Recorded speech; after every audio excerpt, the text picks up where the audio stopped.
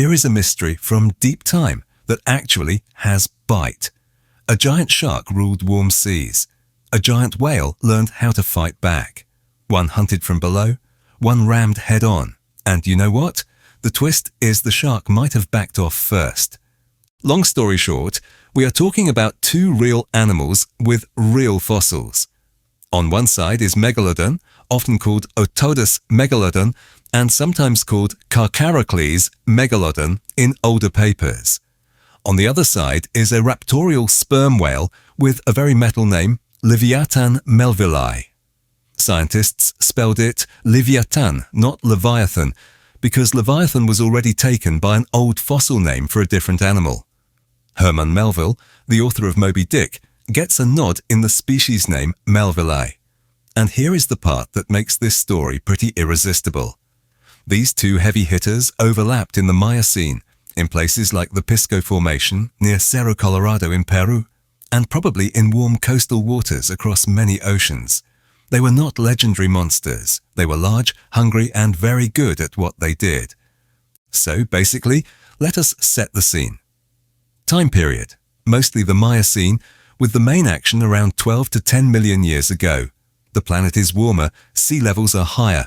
Broad, shallow seas cover what is dry land today. If you like treasure hunting, this is why people now find marine fossils in a desert. That Pisco Ica desert in Peru was a rich coastal sea back then. Location? Everywhere whales like to cruise and feed. We have Megalodon teeth from North America, South America, Europe, Africa, and Australia. We have Livyatan skull and tooth fossils from Peru. We also have macroraptorial sperm whale teeth of similar style from places like South Africa and Australia that hint at a wider gang of whale biters. Scientists like Olivier Lambert and Klaas led the team that found the Livyatan skull in the Pisco Formation. That skull was about 3 meters or 10 feet long, which means the rest of the animal was no joke. The paper describing Livyatan melvillei was published in the journal Nature in 2010. A neat detail from that story is that the discovery happened on the last day of the field season, which is very fieldwork energy. Find nothing for days, then boom, a giant skull. Now, here is the crazy part. Megalodon was not just big, it was specialized. This shark had teeth as large as your hand. Some reached about 18 centimeters or 7 inches tall. The teeth were thick and serrated, like steak knives scaled up for whale dinner. Fossils tell us a lot about its diet. Whale bones with deep gouges show bite marks that match those serrations. In one famous case, Stephen Godfrey, a paleontologist from the Calvert Marine Museum in North Carolina, described a fossil sperm whale tooth with 3 long slashes across the root. Those slashes match a large shark bite. If you are biting a tooth inside the mouth of a whale, you are going for the head. That is not a gentle nibble, that is a straight-up attack. So what about the whale? Livyatan melvillei was a very different kind of predator than the modern sperm whale. Modern sperm whales are world-class divers that hunt squid in the dark. They have small teeth in the lower jaw and no useful teeth in the upper jaw. Livyatan had teeth in both jaws, actual functional, thick, conical teeth. Some were about 30 to 36 centimeters or 12 to 14 inches long. To say those teeth were impressive is putting it lightly. These are the largest biting teeth of any known animal that are not tusks. The skull shows large areas for jaw muscles. That hints at a bite strong enough to crack bone. Scientists call this type a macroraptorial sperm whale. Macro means big. Raptorial means grabbing and tearing. So the name is basically saying big, grabby whale. Not exactly poetry, but it gets the point across. And you know what? This whale likely hunted whales. Medium-sized baleen whales were common then, in the 5 meter to 10 meter range or 16 feet to 33 feet range. Lots of blubber, lots of calories. The Pisco Formation in Peru holds whale bones, dolphin bones, seal bones, turtle shells, bird skeletons, and plenty of shark teeth. It reads like a buffet menu. That is the context. Apex predators show up where the food is good. But here is the thing. People get stuck on size. How long was Megalodon? How long was Livyatan? Fair question, but not the only thing that matters. Estimates for Megalodon length vary. You will hear numbers like 15 meter or 50 feet on the conservative side and up to 18 meter or 60 feet on the higher side. Weight is even trickier because sharks are all muscle and water. Think in terms of an absolute unit. Very roughly, some estimates reach into hundreds of thousands of pounds. Livyatan gets similar length estimates, about 13 meter to 18 meter or 43 feet to 60 feet. A big adult whale like that would easily weigh many tens of thousands of pounds. The point is simple. Both are giants. Both are heavy. Both are fast enough to ruin your day if you are a Miocene baleen whale. Now, here is where it gets interesting. Behavior beats raw size. Megalodon was built like a submarine with knives for teeth. Quick bursts, ambush from below or behind, bite, shake, bleed out the prey, move on. The shark body is cartilage, which is lighter than bone. That means it can turn sharply. A burst and turn hunter. Livyatan was built like a battering ram with knives for teeth. Warm-blooded mammal physiology helps with power and endurance. It had a big blocky head. There is a good chance it carried a spermaceti organ like modern sperm whales. That wax-filled organ sits in the skull and may help with sound. It also makes the head a natural ram. There are reports of modern sperm whales ramming ships, and the skull of Livyatan shows strong reinforcement where you would want it if you were going to hit things hard. So, do we have proof that they fought? Not a smoking gun with a megalodon tooth stuck in a Livyatan jaw. That would be a dream fossil. We do have proof that Megalodon attacked large whales. We do have proof that Livyatan had the right weapons for killing whales. We do have proof that they lived in the same time window and even in the same place, like the Pisco Formation near Cerro Colorado in Peru. We even have mouth-watering details like the timing of the discovery, the Nature Journal paper from 2010, and the research names Olivier Lambert and Klaas post attached to that big skull. We also have journalist Ed Yong writing about macroraptorial sperm whales for National Geographic, pointing out how wild this discovery is. So while we do not have a fossil of a Megalodon dorsal fin with whale tooth marks, we have a pile of consistent facts that point to serious overlap and competition. Anyways, let us build the scene slowly. Warm inland seas, migrating whale pods, Megalodon patrolling the shelves and slopes. This shark follows whale highways and nursery grounds. Livyatan, doing a similar thing, maybe going a bit offshore at times, then cutting in when a good target appears. Both keyed in to the same prey. That is the base of the rivalry, not constant battles. More like two heavyweight boxers who sometimes show up at the same buffet. Now, a quick reset. What actually is an apex predator? It is the top hunter in a system that has no natural enemies. In the Miocene seas, there were two. That changes how everyone else lives. If you are a baleen whale, you do not just grow big. You stick with the herd. You pick habitats that make ambush harder. You carve in safer waters. Predators shape prey, and prey shape predators over many generations. That back and forth is evolution's never-ending tug-of-war. So let us talk techniques. Megalodon probably targeted high-value spots like the chest and flippers. Why? Break the steering and breathing, and the fight ends fast. A big shark can do this with one bite when its tooth row is a saw. That North Carolina sperm whale tooth with 3 long gouges is a great example. Those slashes match teeth spacing for a big megatooth shark. The cuts are deep, and they are on the root of the tooth, which was inside the whale's mouth. That means a living head was in the strike zone. Does that sound like scavenging? No, that sounds like a hit while the whale was very much alive. Livyatan, on the other hand, could grab and hold. Conical teeth interlock like gear teeth. Chomp down on a flank and twist, or chomp down on the snout of a smaller whale and shake. The wide snout and thick jaws show muscle space for crushing. This whale could also ram, a lateral hit, then a bite, then pull off a slab of blubber. Modern killer whales, or Cygnus orca, do this at a smaller scale. They work in groups and harass big prey until it tires. We do not know if Livyatan hunted in pods. We do know it had the tools to do serious damage all by itself. So, who wins if Megalodon and Livyatan get into a fight over a fresh kill? The honest answer is that it depends. Outcome could swing on size of individuals, angle of first hit, water clarity, and even mood. But there is a very fair scenario where the shark decides the cost is not worth it. Sharks do not heal like mammals do, and a bad cut near the gills means the end. One well-placed bite from Livyatan could crush the area near a gill slit or take a huge chunk out of the tail. A disabled tail means a dead shark. So yeah, if a big Livyatan rolls in on a kill with confidence, there are times Megalodon backs off. That is not weakness. That is smart animal behavior. Live to hunt another day.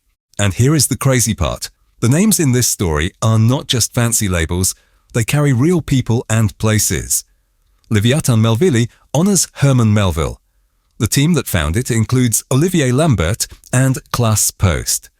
The place is the Pisco Formation in the Pisco Ica Desert of Peru, near Cerro Colorado. The journal that announced it is Nature in 2010. The older name Leviathan had to be changed to Livyatan because Leviathan was already in use for a different fossil animal. Stephen Godfrey, a paleontologist in North Carolina, publicized the shark bite on that fossil sperm whale tooth. Science writer Ed Yong helped explain what macroraptorial sperm whales mean for ocean history. All of those names and places show this is a real field with real data. But let us back up for a second and talk timing. The Miocene leads into the Pliocene. As the Pliocene begins, around 5 million years ago, climate cools, sea levels drop, ocean circulation changes, prey communities shift. Baleen whales change their migrations. Some get larger and move into colder waters. Some of the mid-sized whale species that fed Megalodon and Livyatan become less common. The buffet gets smaller and the tables move. Livyatan seems to fade out first. Those macroraptorial sperm whales are known from the late Miocene, and then they vanish. Why? A reasonable guess is food. These whales specialized in hunting other large marine mammals. If medium-sized baleen whales became rarer in the places Livyatan needed them most, the model breaks. A giant body needs a lot of calories. Miss a few meals and you are in trouble. The modern sperm whale lineage that eats squid survives. A different diet, a different hunting zone. Squid are plentiful in deep water. That probably helped. Megalodon hangs on into the Pliocene. The end date sits at about 3.6 million years ago. Around that time, there is another problem for the shark. The safe, shallow nurseries for baby sharks shrink as sea levels fall. Warmer coastal bays and estuaries turn into land. Fewer safe nurseries mean fewer young sharks making it to adult size. There is also new competition. The ancestors of killer whales start showing up, hunting marine mammals in cooler waters. The great white shark, Carcharodon carcharias, is a smaller but very capable hunter that fits a changing ocean with smaller, faster prey like seals. Put all of that together. Less food, more competition, lost nurseries, and a cooler world. Megalodon is done. That clears the way for baleen whales to get to truly huge sizes later, with blue whales reaching extreme lengths and weights. When the biggest hunters leave, the filter feeders can grow without constant pressure. It is rough, but it fits. So what does this rivalry really teach us? Apex predators do not live in a vacuum. They share space, steal kills, and sometimes test each other. Two top hunters can exist in the same sea if the food supply is rich enough. The Pisco Formation is proof of a productive system. The fossil record is like a snapshot album. Teeth here, a skull there, a bone with a bite mark. You pull the snapshots together and a story forms. Not movie-level detail, but enough to understand behavior. Now, a quick tangent. People still ask if Megalodon is alive. Short answer, no. A shark that large would leave bodies, teeth, sonar tracks, and a long list of accidents with modern boats. And the ocean where it would be most comfortable is full of cargo ships and fishing fleets. We would know. Same goes for Livyatan. No one is hauling up 12-inch biting teeth from modern whales. The ocean is big, but it is not that big. Another tangent. Why did the Livyatan name have to be spelled with AY? Taxonomic rules. If a genus name is already in use, you cannot use it again. Leviathan was the name for a different animal in the 19th century, so the team went with a Hebrew spelling Livyatan. That change went into the official 2010 Nature paper. It also made the species name melvillei stand out even more. Herman Melville would have liked a whale with a jaw full of giant teeth, even if his white whale in Moby-Dick was a modern type, not this fossil one. Let us do a modern comparison to keep it grounded. Great white sharks top out around 6 meter or 20 feet. Orcas reach about 8 meter or 26 feet. Both are scary hunters. Now scale up that fight over a kill. Think 15 meter or 50 feet shark versus 15 meter or 50 feet whale. The physics gets brutal fast. A tail slap from a giant whale can break ribs. A bite from a giant shark can break bone. No one wants to take the first real hit. So how could a face-off play out?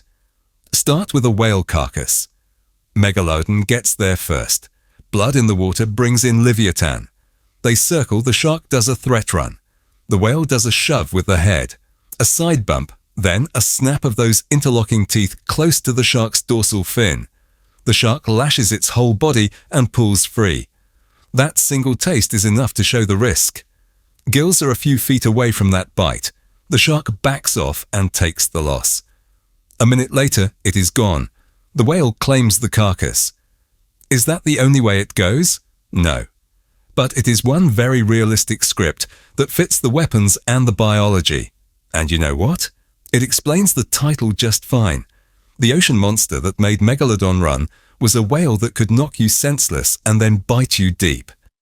Now, because this is a long documentary script and not just a bite of trivia, let us layer in the human side. Field teams in Peru track bones and teeth that erode out of sandstone in the Pisco desert. Local hills like Cerro Colorado give up whales, sharks and birds from a single patch of ground.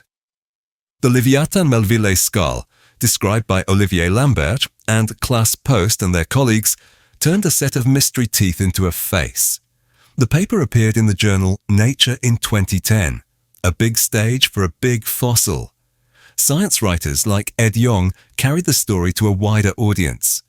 And in North Carolina, Stephen Godfrey's team wrote about a sperm whale tooth with 3 deep shark bites. That bite story is simple and powerful. It puts a predator and a victim in the same second of time, not just the same rock layer. Let us slow down for one more interesting bit. Why did macroraptorial sperm whales evolve in the first place? The Miocene ocean had a lot of mid-sized baleen whales. Those whales were like moving batteries, fat-rich, packed calories. A predator that could bite hard and hold on could cash in. Natural selection pushes teeth to grow longer and thicker, skulls to get stronger, and jaw muscles to get bigger. The macroraptorial sperm whales are a natural answer to that feast. Livyatan melvillei is just the most famous member of that club because we have its skull. Other teeth from South Africa and Australia hint at cousin species that hunted in similar ways. Then climate shifts, prey populations change, and the whole strategy loses its edge. The line ends. It is harsh, but it is typical of Earth history. What does that say about prehistory? It says the past was dynamic and full of experiments. It says there is no single king of the ocean forever. It says apex predators are parts of systems that change. And it says that fossils, even a single scratched tooth, can open a window into a violent second that happened 10 million years ago. So yeah, that is the story. A shark with bone-crushing jaws meets a whale with bone-crushing jaws. The venue is Peru's Pisco Formation and a lot of other warm places worldwide. The cast includes Megalodon, Livyatan melvillei, Olivier Lambert, Klaas Post, Herman Melville, Nature the Journal, Stephen Godfrey, Ed Yong, North Carolina, the Pisco Desert, Cerro Colorado, South Africa, Australia, and a parade of Miocene whales. The lesson is simple. Size is cool, but strategy decides who eats and who leaves. And sometimes the smartest move for a giant shark is to run.